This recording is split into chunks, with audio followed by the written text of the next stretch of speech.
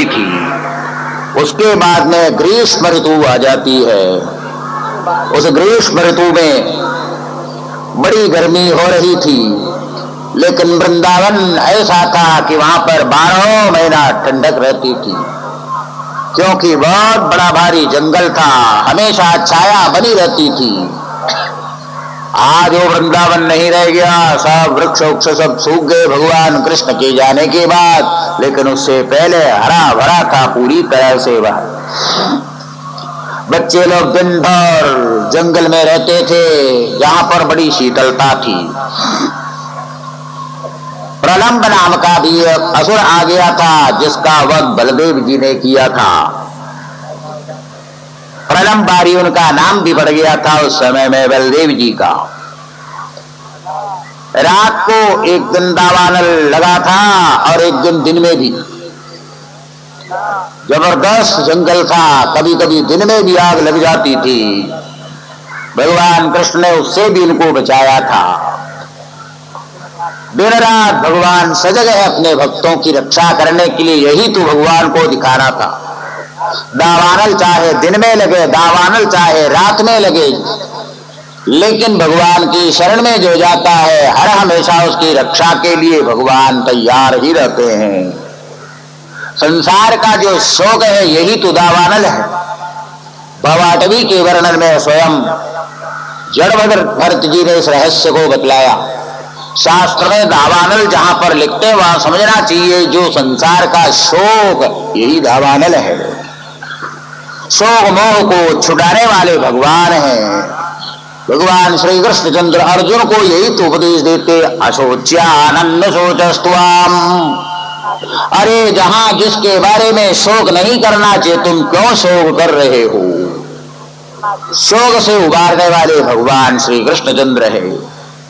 शोक रूपी संसार से ऊपर उठाने के लिए भगवान दिन रात सजग रहते हैं, अपने भक्तों की रक्षा किया करते हैं। तद प्रावर्त सर्वसत्व समुद्भवा विद्योरमान विस्फूर्जिनभस्कला। वसंत ऋतु और ग्रीष्म ऋतु के बाद में वर्षा ऋतु आ जाती है। वर्षा ऋतु का बहुत सुंदर वर्णन यहां पर किया हुआ है। विलक्षण उपमाएं यहां पर दी है। थोड़ी सी उपमा आप लोग सुनेंगे तो आपको मालूम पड़ेगा कि दूसरे लोगों ने यहां का अनुकरण मात्र किया। सांद्रनेलांबुदेर्व्योम सविद्युस्तनयित्रुभि अस्पष्ट ज्योतिराच्छन्नम ब्रह्मेव सगुणं बभौ। काला घटा आकर संपूर्ण आकाश को आच्छादित कर लेता है। आसमान दिखता नहीं है, मेघ ही मेघ हो जाता है। कैसे? जैसे अज्ञान अविद्या पूरे ब्रह्म को ढक देता है। ब्रह्म दिखता नहीं हम लोगों को, जबकि सर्वव्यापक ब्रह्म है। सर्वव्यापक आकाश है, लेकिन बादल आ जाता है तो आकाश दिखता नहीं। सर्वव्यापक ब्रह्म है, लेकिन अज्ञान आ जाता है तो उस ब्रह्म का दर्शन नहीं हो पाता। निशामुखेषु हद्योदास्तमसा भान्ति न ग्रहा यथा पापेन पाखंडा नहीं वेदा कलौ युगे। संध्या समय में सूर्यास्त हो जाता है, थोड़ा अंधेरा हो जाता है, तो बारिश के समय में नक्षत्र चंद्रमा आदि नहीं दिखते। उस समय में खाली जुगनू दिखते। जुगनू एक जानवर ऐसा है पक्षी के समान, सायंकाल के समय में जब सब उड़ते हैं तो उस समय उसके पीठ पर थोड़ा थोड़ा प्रकाश रहता है, उसको जुगनू का प्रकाश बोलते हैं। बारिश का समय जब आता है तो सायंकाल रात को जुगनू का प्रकाश हो जाता है, चंद्रमा गायब है, नक्षत्र गायब है। कैसे? जैसे कलयुग में पाखंडी लोग जब बढ़ जाते हैं, उनके छोटे मोटे ऐसे ऐसे उपदेश के ग्रंथ होते हैं, वह वही प्रकाश में आता है। वेद शास्त्र सब के सब ढक जाते हैं। कोई वेद को जानता नहीं, शास्त्र को जानता नहीं, क्या जानते हैं? फलाने बाबा ने वो लिखा है, गीसा बाबा ने ये लिखा है, भूसा बाबा ने ये लिखा है। वह छोटे छोटे बस वही प्रकाश में आता है, शास्त्र गायब हो जाते हैं। श्रुत्वा वर्जन्यनिनदं मण्डूका विसृजन् गिरः तूष्णीं शयाना प्राग्यद्वद् ब्राह्मणा नियमाति।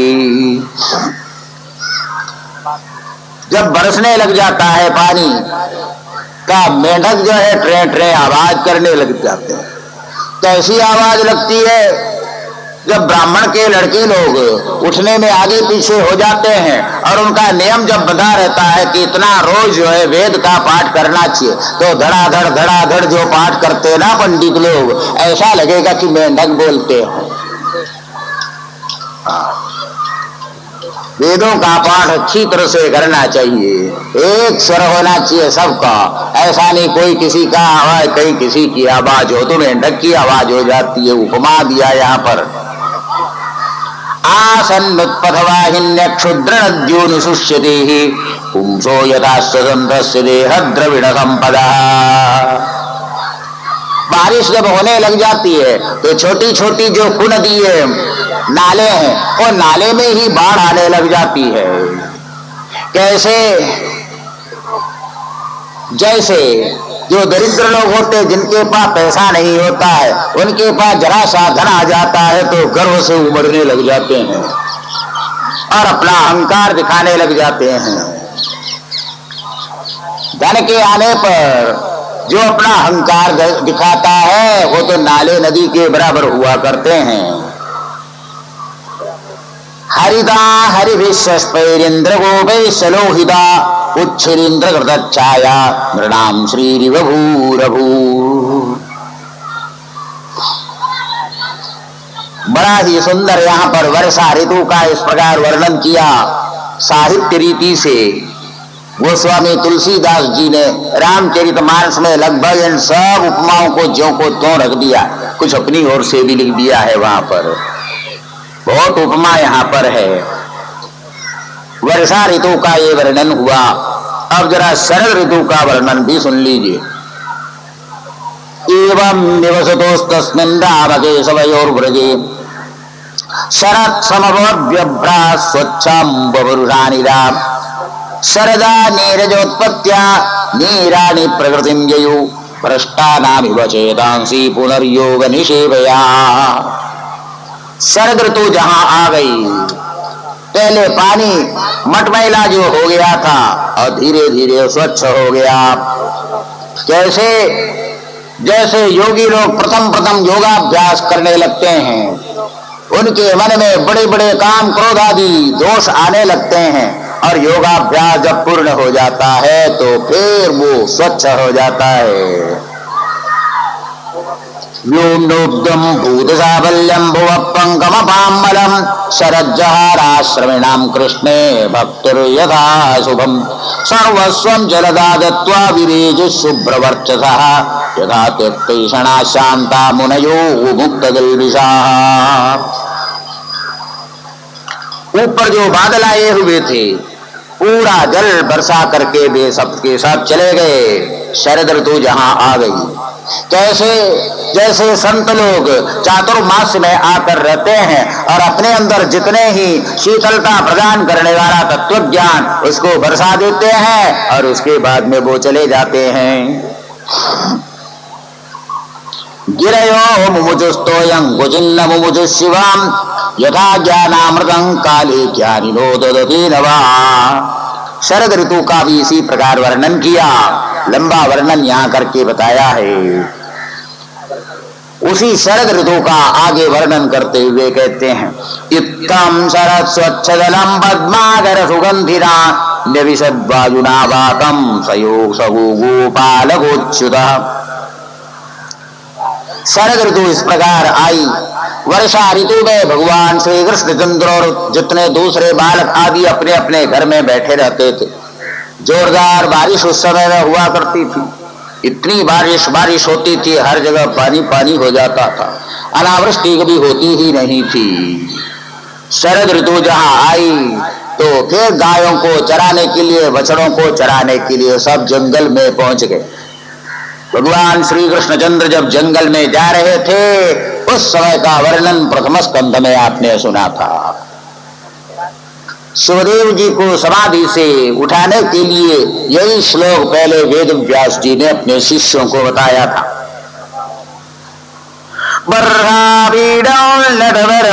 कर्णयो कर्णिकारं बिभ्रद्वासां कनककपिशं वैजयन्तीं च मालां रन्ध्रान् वेणोरधरसुधया पूरयन् गोपवृन्दे वृन्दारण्यं स्वपदरमणं प्राविशय गीतकीर्तिः। बर्रापीडम, मोर मुकुटधारी भगवान श्री कृष्णचंद्र, मस्तक में मोर का पंख भगवान ने धारण किया है। ऐसा वर्णन किया कि मोर के अंदर यही विशेषता है, अपनी दृष्टि मात्र से वो बच्चे को उत्पन्न कर देता है और प्राणियों के समान नहीं। भगवान परब्रह्म परमात्मा भी तदैक्षत श्याम, केवल दृष्टि मात्र से समस्त जगत को और कोई कार्य उनको करना नहीं पड़ा। इसीलिए मयूर पुच्छ को भगवान अपने मस्तक पर धारण किए हुए हैं। नटवर वपुः, जब कभी देखो तो भगवान श्री कृष्णचंद्र नटवर नागर होकर दिखाई पड़ते हैं, मानो कि अभी नाचेंगे नाचेंगे नृत्य करेंगे। भगवान का ही नृत्य पूरा जगत है। एक ही भगवान अनेक रूप को धारण करते हैं।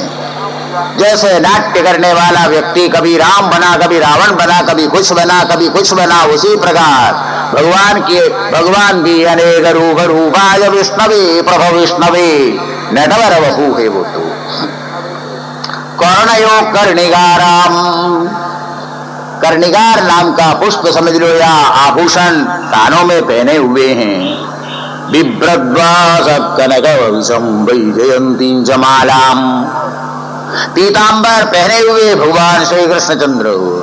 वल्लभाचार्य ने व्याख्या में बतलाया, ये जो पीतांबर है सूर्य की रोशनी के समान प्रभा युक्त है। वो सूर्य को ढकने के लिए रोशनी नहीं होती है, लेकिन प्रकाशित करने के लिए, भगवान के स्वरूप को प्रकट करने के लिए पीतांबर धारण किए, ना कि ढकने के लिए। वैजयंती माला गले में विराजमान है। भगवान की हर हमेशा विजय विजय होती है, हार कभी होती नहीं। कृष्ण कन्हैया लाल की जय होती है, पराजय नहीं। इसलिए वैजयंती माला पहने हुए हैं। रंध्रान वेणोरधरसुधया पूरयन् गोपवृन्दै,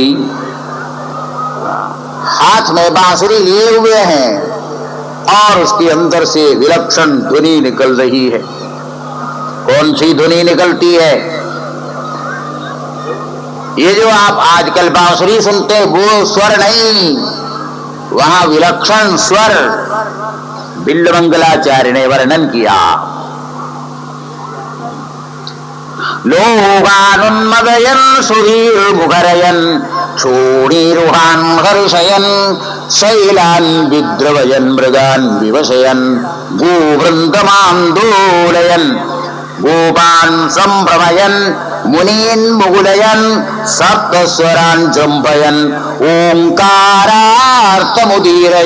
विजयति वंशीनिनादशिशो।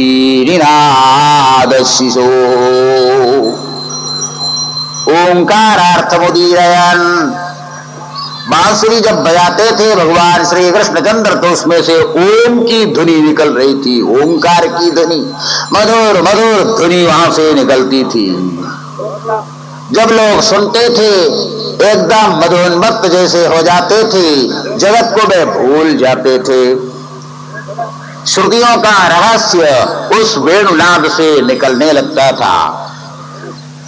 बांसुरी जब सुनते थे, ये पेड़ पौधे जितने थे उनके वे भी रोमांच होने लग जाता था, रोमहर्ष, पुलकित शरीर बन जाते थे।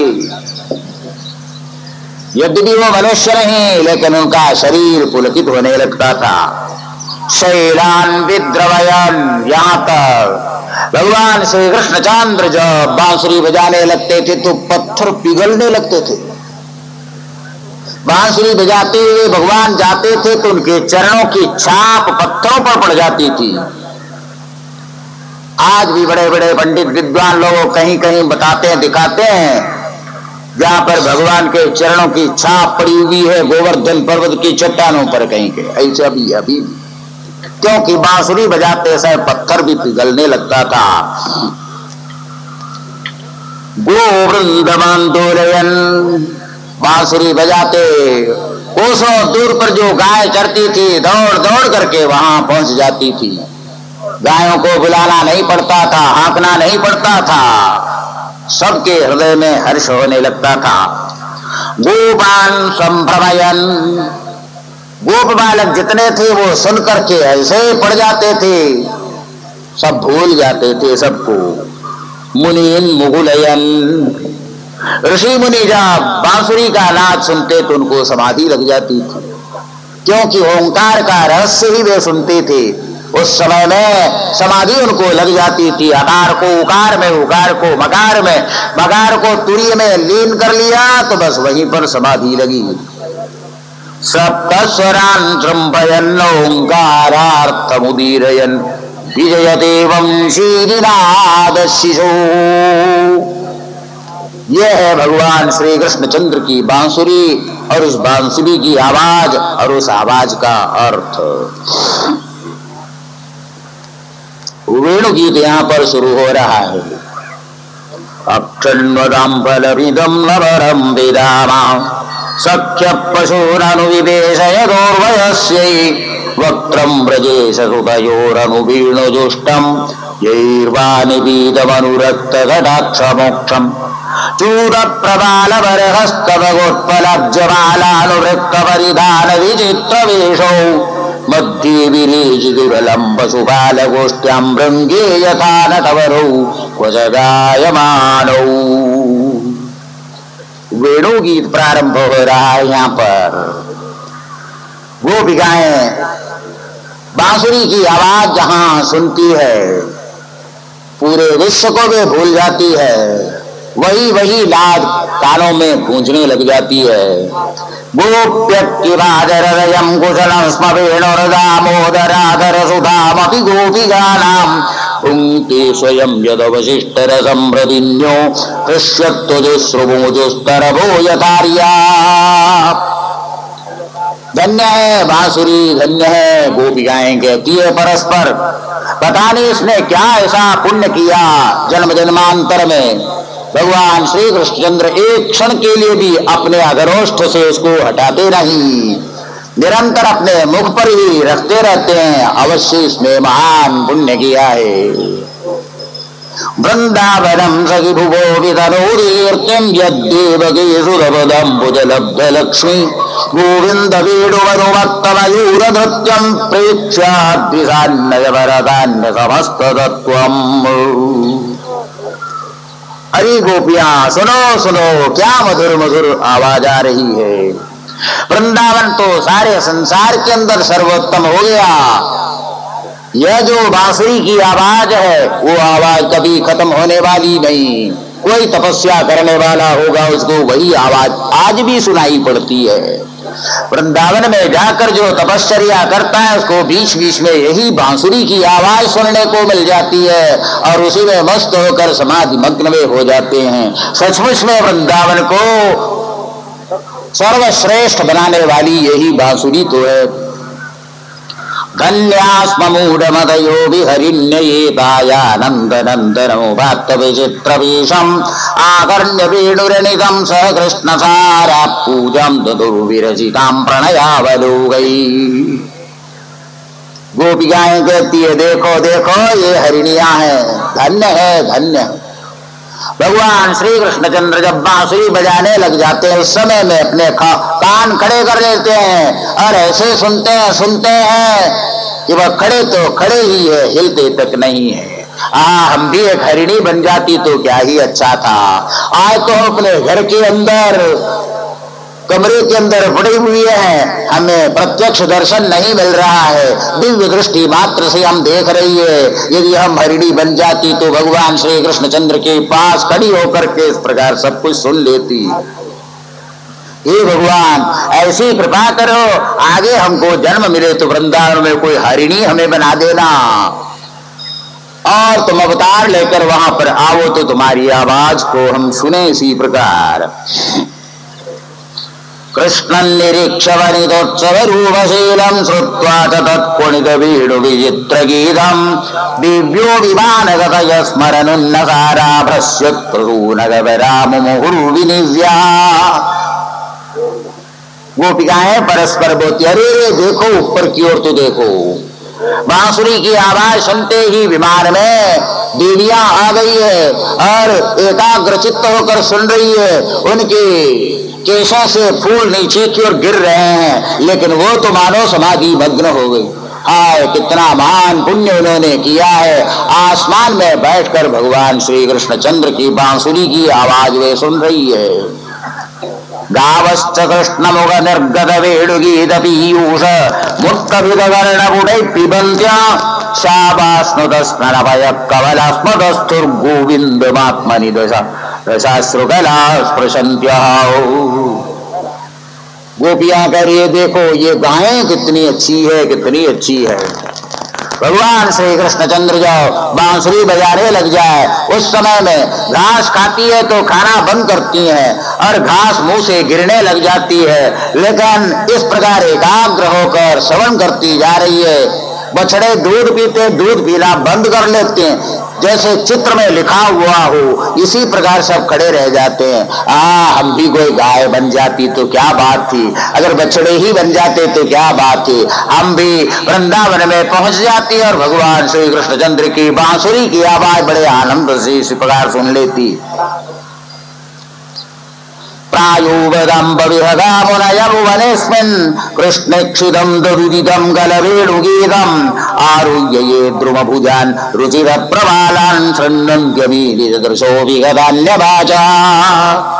अरे गोपिकाएं देखो, इन पेड़ों के ऊपर जो बैठी हुई है चिड़िया, ये सब ऋषि महर्षि थे पूर्व जन्म के।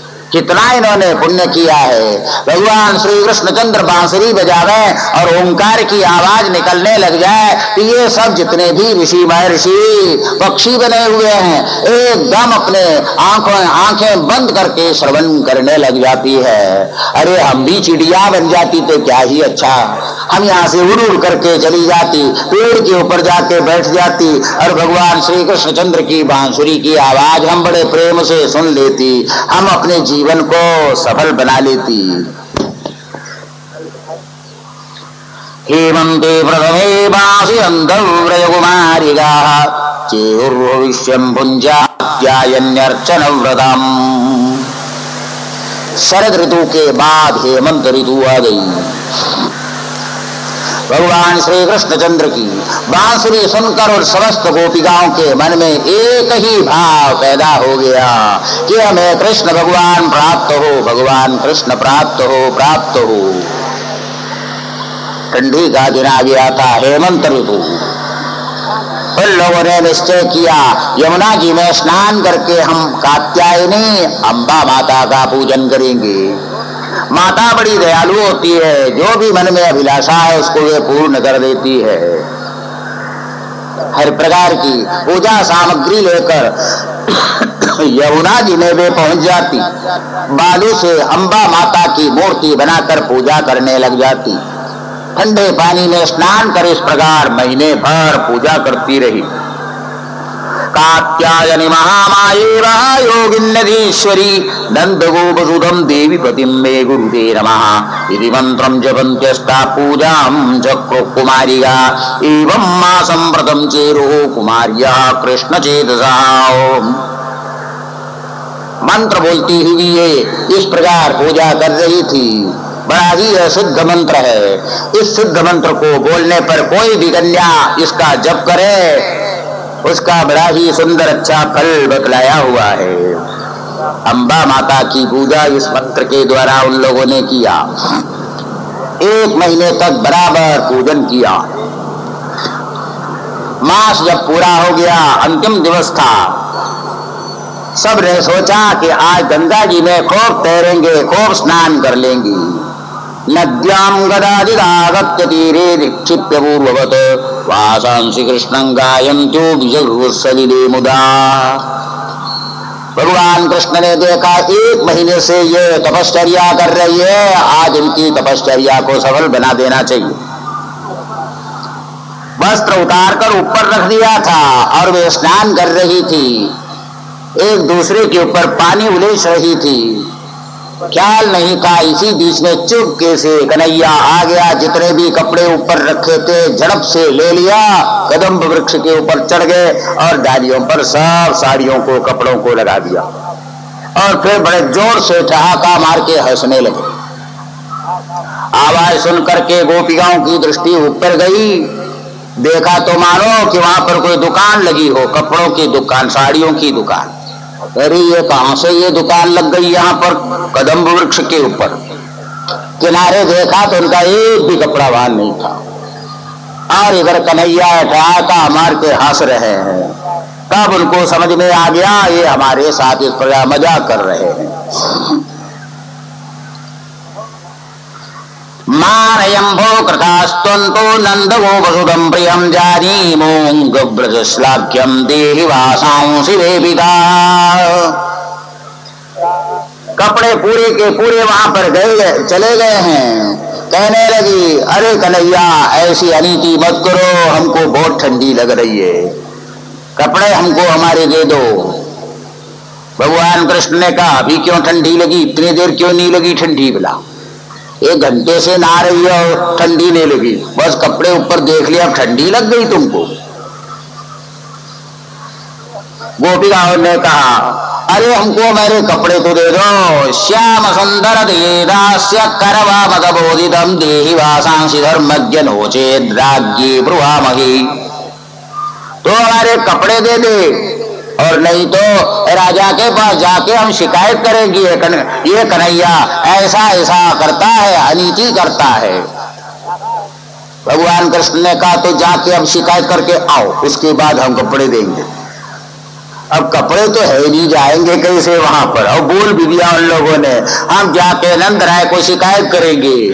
कृष्ण ने कहा, जाओ पहले शिकायत करके आओ, उसके बाद कपड़े ले लेना।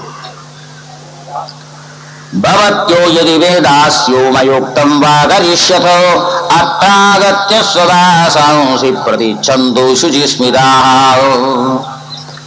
भगवान ने कहा, तुम लोगों ने वरुण का बड़ा भारी अपराध कर लिया है, निर्वस्त्र होकर कालिंदी में तुम लोगों ने स्नान किया, वरुण से माफी मांगो और उसके बाद इधर वृक्ष के नीचे आकर सब कपड़े तुम अपने ले लो। सब हाथ जोड़कर वरुण से प्रार्थना करने लगी। भगवान ने बाद में सबके कपड़े सबके कंधे पर वैसा डाल दिया, उन्हीं के कपड़ों को लेकर उन्हीं के वस्त्रों को प्रसाद के रूप में वापस दे दिया। यूयं विवस्त्रा यदपोधृतव्रता व्यगाहरेदत् तदुदेव हीरनां बद्ध्वाञ्जलिं मूर्ध्न्यवनुत्तयेन कृत्वा नमोदो वसनं प्रगृह्यताम्। उलाहना बहुत कुछ दे दिया था, लेकिन उनके मन में इसको लेकर किसी प्रकार का द्वेष हुआ नहीं, क्योंकि भगवान कृष्ण के निमित्त ही वे तपश्चर्या कर रही थी। अंत में भगवान ने कह दिया, याता बला व्रजम शुद्धा मयी मारं शतक्षराः यदुद्दिश्य व्रतविदं चेदुरार्यार्चनं सती। अब ये लो वस्त्र, तुम अपने अपने घर जाओ, जिसके निमित्त तुम लोगों ने ये व्रत किया था वह सिद्ध तुम्हें हो जाएगा।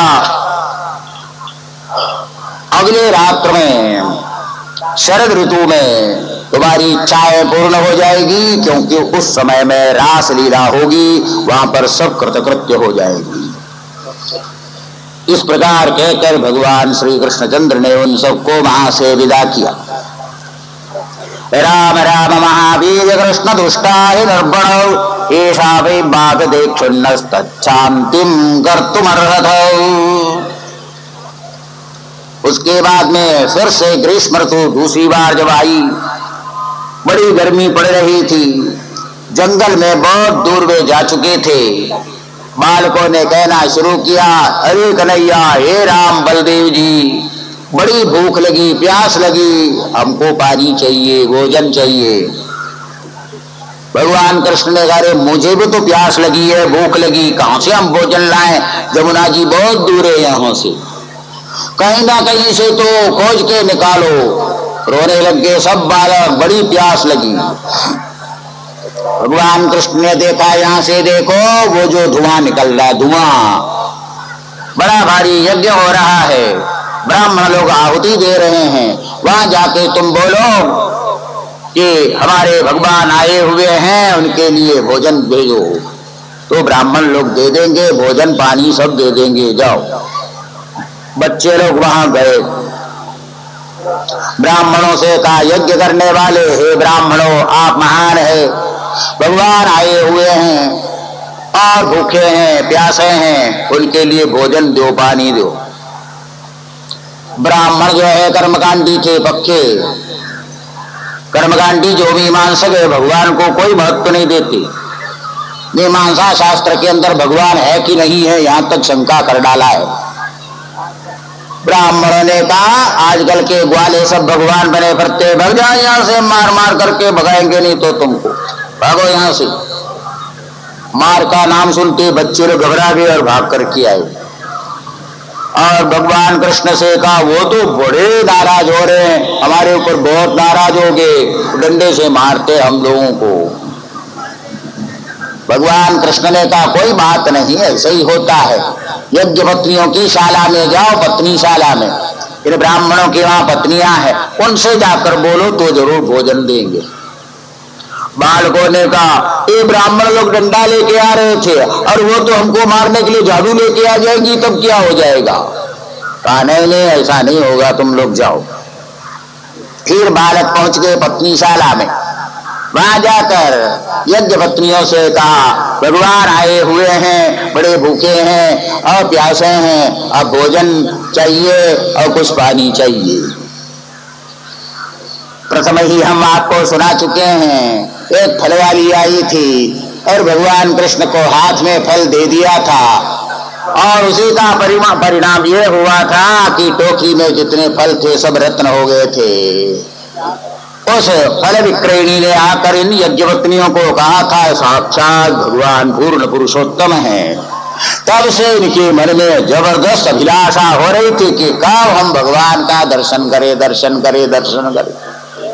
जो ही बालकों ने आके कह दिया कि भगवान आए हुए हैं, फिर क्या कहना था, धड़ाधड़ थालियां सजाना शुरू कर दिया। थालियों में भोजन भर भर करके परोस करके दौड़ दौड़ कर भगवान श्री कृष्णचंद्र के पास पहुंचने लग गई, क्योंकि आज उनकी अभिलाषा कितने वर्षों के बाद सफल हो रही थी। इत्युक्ता मुनयः पत्न्या यज्ञवादं पुनर्गता तेजानसूयवस्वाभिस्त्रीभिस्तत्रमपारयन् तत्रैका विधुता भर्त्रा भगवन्तं यथाश्रुतं हृदो बगुव्य विजहु देहं गरुडानुबन्धनाम्। उस समय में दूसरे ब्राह्मणों ने कुछ कहा नहीं अपनी अपनी पत्नियों को, लेकिन ये कट्टरवादी ब्राह्मण था, भोजन करने के लिए वो बैठा हुआ था। इसी बीच में उसकी पत्नी थाली जब सजाने लगी, ब्राह्मण ने पूछा, ये किसके लिए थाली सज रही है? उसने कहा, भगवान आए हुए हैं, उनको भोग लगाना है। बड़े क्रोध से कहा, मैं खाने के लिए जो बैठा हूं, मेरा ख्याल तो कर नहीं रही है और भगवान आए हुए, तेरे लिए मैं ही भगवान हूं, बताए तेरे को शास्त्र में था लिखा है। उसने कहा, आप तो भगवान है, इसमें कोई शक नहीं, लेकिन त्रिलोकी नाथ भी एक भगवान है, उस भगवान की पूजा करना भी बहुत आवश्यक है, इसलिए उनको भोग लगाने के लिए मैं थाली सजा रही हूं। ब्राह्मण ने कहा, त्रिलोकी नाथ आ गया यहाँ पर, भला तुम्हारे पास में त्रिलोकी नाथ आ गया, खबरदार, तुम जा नहीं सकती हो, मेरी परवाह किए बिना तू नहीं जा सकती हो। ब्राह्मणी ने कहा, भोजन कर चुके हैं, मैं आपका अपमान नहीं कर रही हूं, आपका भोजन हो गया है, यदि मैं भगवान की तो आपको इसमें कुछ नुकसान तो होने वाला नहीं। ब्राह्मण ने कहा, उपदेश देना बंद कर दे, मूर्ख है तू, हम लोगों ने वेद पढ़ा है, शास्त्र पढ़ा है, ज्ञान है, हमको उपदेश देने की जरूरत नहीं, हम हुक्म करते तो नहीं जा सकती है। उसने कहा, नहीं, मुझे तो जाना पड़ेगा वहां पर। और चिढ़ गया ब्राह्मण, जाना पड़ेगा बोलती है, कोई जबरदस्ती है क्या, पड़ेगा, देखता हूं मैं कैसे तू जाती है। उठ खड़ा हो गया ब्राह्मण, वहीं आचमन करके कहा मैं यहाँ पर देखता हूं तू कहाँ जाती है। कहा मैं जाऊंगी चाहे कुछ भी हो। वो भी गर्म हो गई। ब्राह्मण को गुस्सा आ गया, रस्सी ला करके खंभे के साथ बांध दिया। कहाँ जाती है मैं देख लेता हूं। उसने कहा बस इतना ही आप करेंगे ना और भी कुछ करेंगे। ब्राह्मण ने कहा मुझे मालूम है तुम्हारी साल यहाँ आकर के छुड़ा करके ले जाएंगे, ये ना सोचिए मैं यहाँ पहरा दूंगा भी, यहाँ से जाने वाला नहीं हूं। हवन यज्ञ जो कुछ करना दूसरे लोग करेंगे, तेरे लिए मैं पहरा दूंगा यहाँ पर। बस वहीं पर खड़ी है तत्रैगा विधृता भर्त्रा भगवंतम यथाश्रुतम हृदो विजयो देहम कर्मानुबंधनम। आंख उसने बंद कर लिया और भगवान को पुकारना शुरू किया, हे नाथ हे नाथ हे गोविंद हे नाथ नारायण वासुदेव। ब्राह्मण को गुस्सा चढ़ रहा था। ब्राह्मण कहता तेरा नाथ मैं हूं कि वो है तेरा नाथ, कौन है नाथ? लेकिन अब ये बोलना बंद कर चुकी थी। पहले बड़े जोर से पुकारती रही, धीरे धीरे आवाज कम होती गई। थोड़ी देर के बाद में सिर झुक गया। ब्राह्मण ने देखा ये क्या हो गया। जाकर हाथ पकड़ के देखा तो शरीर ठंडा हो चुका था। घबरा करके रस्सी जब खोल दिया तो पूरा शरीर ही गिर गया। स्वयं नहीं जा सकी, लेकिन उसके प्राण भगवान के पास जा चुके थे। ब्राह्मण को उस समय में बड़ा पश्चाताप हो गया। अरे ये मैंने क्या कर लिया था, मेरी पत्नी का शरीर ही छूट गया। क्या इतना भाव इसके अंदर था तो मुझे रोकना नहीं चाहिए था। लेकिन अब अफसोस करने से कोई फायदा नहीं। दूसरी जितनी थी ब्राह्मणियां भोजन करा के आ गई थी। इस दृश्य को देखकर वहां जितने ब्राह्मण थे सबको पश्चाताप हो गया। दिग जन्मनस्त्रवृद्धिद्याम दिग व्रताम दिग बहुज्ञताम दिग कुलम दिग क्रियादाक्षम विमुखाये त्वधोक्षजी। ब्राह्मण लोग मिलकर बोलने लगे, हम अपने आप को बड़े ऊंचे कुल के समझ रहे थे, लेकिन ऐसे जन्म को धिक्कार है। हम अपने आप को विद्वान समझ रहे थे, धिक्कार है इस विद्या को। हम समझ रहे थे बड़ा बड़ा व्रत हम करते हैं, धिक्कार है उस व्रत को, बहुज्ञता को, कुल को, क्रिया की दक्षता को, क्योंकि हम भगवान से विमुख हो गए। अरे भगवान अगर नहीं है तो इन कर्मों का क्या मतलब है, वेदों का क्या रहस्य है, क्रियाओं का कोई अभिप्राय नहीं रह जाता है। जो भी कुछ हमारा कर्म है, वेद है, ज्ञान है, विद्या है, उस परमात्मा के लिए, उस परमात्मा से अगर विमुख हो जाती है सब के सब निरर्थक हो जाते हैं। ना शांतुजादि संस्कारो न निवासो गुरावपि न तपो नात्ममीमांसा न शौचा न प्रिया शुभा। अगाभिह्युत्तम श्लोके कृष्णे योगीश्वरीश्वरी भक्तिर्दृढ़ा न चास्माकं संस्कारादिमतामपि। देखो हमारी पत्नियां हमसे बहुत आगे बढ़ गई है।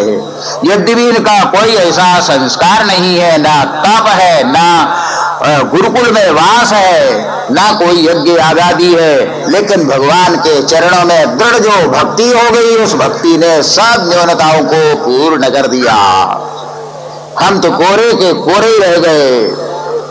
सैष भगवान साक्षात विष्णु योगेश्वरेश्वर जातो यदि अशृण्मह्यभिमूढ़ा न विद्महि। हमने सुना तो था जरूर भगवान स्वयं वृष्णिवंश में जन्म लेकर अवतार लेकर आएंगे, लेकिन कैसे हम मूढ़ हैं, हम नहीं पहचान सके, हम भगवान का दर्शन नहीं कर सके। अरे अभी तो वो सबके सब चले ही गए, हम कैसे अब दर्शन कर पाएंगे। कंस का भय दूसरी ओर है, हम वहां जा भी नहीं सकते इस समय में। अहूवयं दण्डतमा येषां नस्तादृशी स्त्रियः भक्त्यायासां मतिर्जाता अस्माकं निश्चलाहरौ। फिर भी हम धन्य है, कोई शंका नहीं, क्योंकि हमें ऐसी पत्नियां प्राप्त हो गई है जिनका हृदय भगवान में स्थिर है, स्थिर भक्ति युक्त है, ऐसी पत्नी मिलने से भी हमारा जीवन सचमुच में सफल हुआ। अगर पत्नी भी नास्तिक होती तो पति और पत्नी दोनों के दोनों हम नरक में ही चले जाते। इति स्वागमनुस्मृत्य कृष्णेति कृतहेलना दृक्षवोप्यच्युतयोः कंसाद्भीता न चाचलन् भगवानभिवक्त्रैव बलदेवेन संयुतः अपश्यन्निवसं गोपान् इंद्रयागकृतोद्यमान्। भगवान श्री कृष्णचंद्र व्रज में निवास कर रहे थे। एक समय की बात बतलाते हैं। नंदराय है, दूसरे बड़े बड़े जितने गोप हैं, सबके सब कहां कहां से अनाज एकत्रित कर रहे थे, कृत एकत्रित कर रहे थे, हवन की सामग्री सब एकत्रित कर रहे थे। भगवान कृष्ण ने कहा, नंदराय के पास जाके पूछा, पिताजी ये जौ है, घी है, ये लकड़ी है, ये सब क्या एकत्रित कर रहे, क्यों इकट्ठे कर रहे? बड़े प्रेम से नंदराय ने कहा, बेटा तुम रोज जंगल में जाते हो ना? कहा जी मैं रोज जाता हूं। और वहां देखो खूब घास होती है, तुमने देखा है ना, जंगल है, घास है। जी वहां घास है। तुमको मालूम है कि ये घास जब गाय खाती है तो उसे दूध होता है। जी दूध होता है, और वो दूध जब जमाते हैं तो दही हो जाता है, और दही को मथने से माखन निकलता है। जी ये भी ठीक है, उसके उसका क्या मतलब है बताइए ना? तो सुनो सुनो, सब बात सुनो। जब हम यज्ञ करते हैं इंद्र देवता के लिए तो इंद्रदेव प्रसन्न हो जाते हैं। तब प्रसन्न होने पर इंद्र बारिश करने लगते हैं। बारिश करने से चारों ओर पानी हो जाता है, झरनों में पानी होता है, गोवर्धन के ऊपर पानी हो जाता है। पानी के बहने के कारण घास पैदा होती है, घास खाने से गायों में दूध होता है, दूध से ही दही बनता है। तब तेरे को देखो माखन खाने को मिलता है। ये सब जो हम यज्ञ करते हैं ये यज्ञ का ही ये फल है बेटा, हम यज्ञ करने जा रहे हैं। तदभिज्ञो भी भगवान सर्वात्मा सर्वदर्शनः प्रश्नावनतो वृच्छद्वृद्धानंद गुरु भगवान कच्चदाम्बे पिता कोयम संभ्रमो बहुपागत किम फलं कस्य जोद्देश्य केन वा साध्यते मघः। नंदराय ने जब इस प्रकार कहा, यज्ञात् भवति पर्जन्यो यज्ञ कर्म समुद्भवः, इस यज्ञ से ही पर्जन्य होता है, कर्म से ही यज्ञ संभव है, उसी से वृष्टि होती है, उसी से अन्न होता है। अग्नौ प्रास्ताहुति सम्यक् आदित्य उपतिष्ठते आदित्याजायते वृष्टिस्ततो ह्यन्नं ततः प्रजाः। मनुस्मृति के अंदर बतलाया। भगवान कृष्ण ने कहा, पिताजी मैं भी कुछ बोलूं आपको? बता बेटा तू क्या बोलना चाहता है? कर्मणा जायते जंतुः कर्मणैव विलीयते सुखं दुःखं भयं क्षेमं कर्मणैवाभिपद्यते। पिताजी मनुष्य ने पूर्व जन्म में जैसे कर्म किया है वो कर्म के अनुसार सृष्टि होती है, उस कर्म के अनुसार सुख होता है, कर्म के अनुसार दुख होता है, कर्म के अनुसार धन मिलता है, कर्म के अनुसार विद्या मिलती है, कर्म के अनुसार सब कुछ प्राप्त होता है। कर्म से ही सब कुछ है। ये इंद्र भला क्या करेगा इस बीच में आकर? ये तो आपको दूसरे तीसरे लोगों ने ऐसा बतलाया, इंद्र का यज्ञ करो, वो करो, ये करो और हमको दक्षिणा दो, ये बात बोलते रहते हैं। ऐसा बेकार की बात है, सच्ची बात नहीं है।